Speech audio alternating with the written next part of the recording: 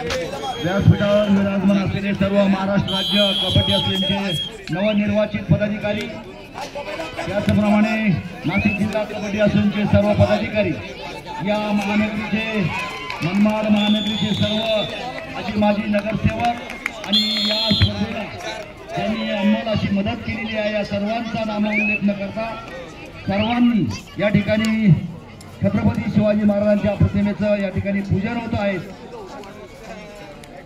सर्वांचं मी आयोजन समितीच्या वतीनं मनापासून स्वागत करतो, त्यांना सर्वांना धन्यवाद देतो। सर्व या महान विभूती या खेळाडूंच्या या खेळाला शुभेच्छा देण्यासाठी या ठिकाणी उपस्थित झालात। या सर्वांचं आयोजन समितीच्या वतीनं मनपूर्वक सहर्ष स्वागत, सुस्वागतम सुस्वागतम, धन्यवाद।